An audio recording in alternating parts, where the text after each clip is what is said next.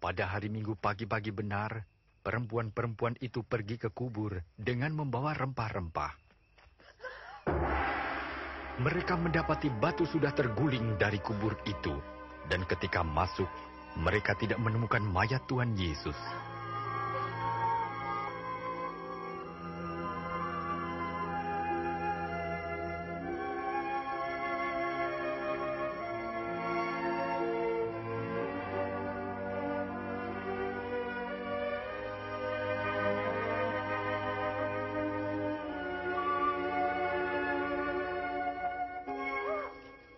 Mengapa kamu mencari dia yang hidup di antara orang mati? Ia tidak ada di sini. Ia telah bangkit. Seperti yang telah dikatakannya ketika di Galilea, bahwa anak manusia harus diserahkan ke tangan orang-orang berdosa, disalibkan, dan akan bangkit pada hari yang ketiga.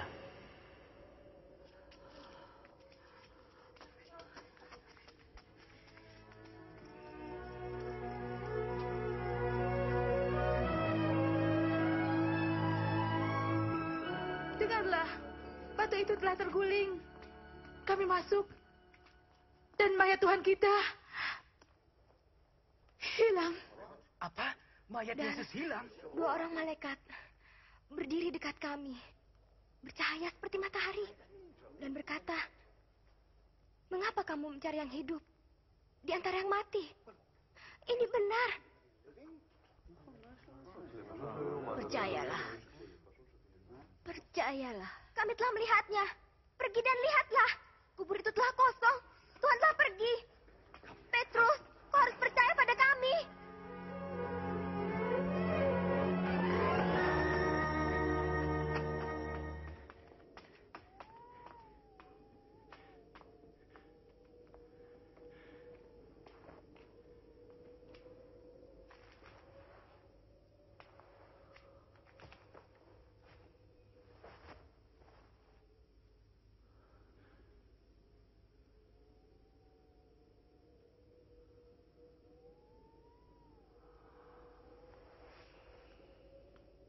Yesus menampakkan diri kepada 2 orang muridnya.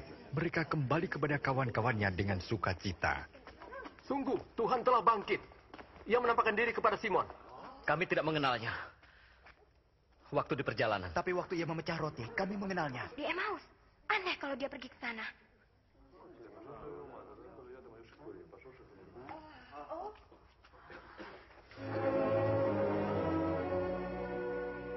Damai sejahtera bagimu.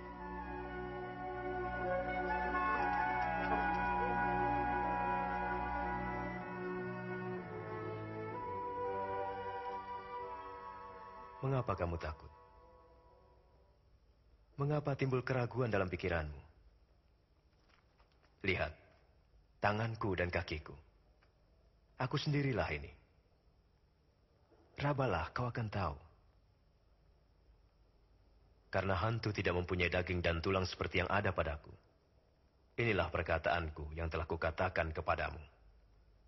Semua yang tertulis tentang aku dalam Taurat Musa, kitab Nabi-Nabi dan kitab Mazmur harus digenapi. Seperti tertulis, Mesias harus menderita dan bangkit dari antara orang mati di hari ketiga. Dan dalam namanya, berita tentang pertobatan dan pengampunan dosa harus disampaikan kepada segala bangsa, mulai dari Yerusalem. Kamu adalah saksi dari semuanya. Dan aku akan mengutus Roh Kudus bagi kamu. Tapi kamu harus tinggal di Yerusalem sampai saat kamu menerimanya.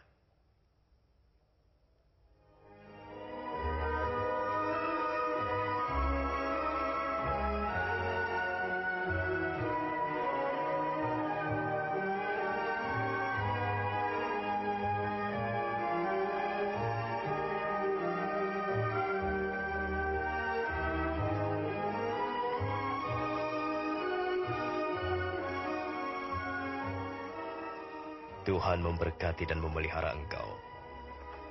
Kepadaku telah diberikan segala kuasa di surga dan di bumi. Karena itu pergilah, dan jadikanlah semua bangsa muridku, dan baptislah mereka dalam nama Bapa, Anak, dan Roh Kudus. Dan ajarlah mereka melakukan segala sesuatu yang telah kuperintahkan kepadamu. Dan ketahuilah, aku menyertai kamu senantiasa sampai kepada akhir zaman. Amin.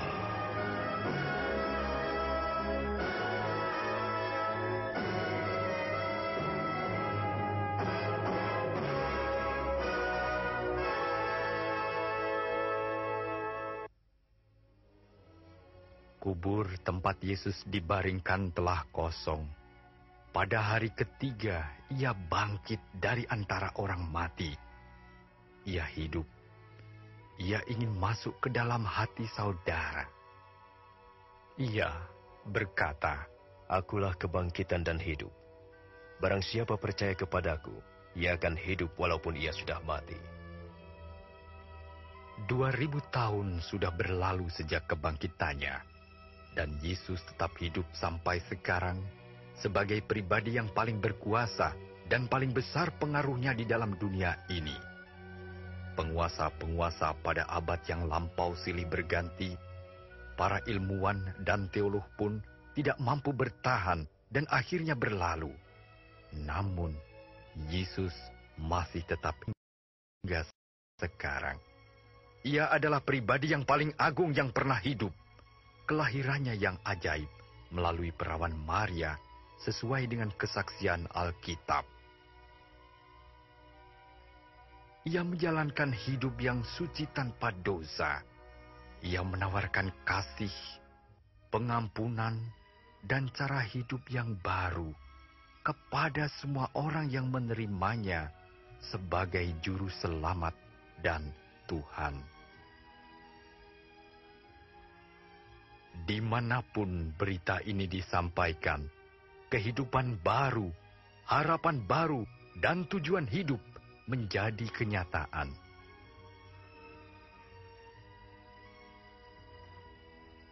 Dua ribu tahun yang lampau, Allah mengutus putranya untuk menderita bagi dosa manusia. Ia mati bagi saudara. Kebangkitannya sungguh ajaib. Peristiwa yang sangat mengagumkan yang pernah tercatat dalam sejarah. Pada hari ketiga, setelah kematiannya, Yesus bangkit dari antara orang mati.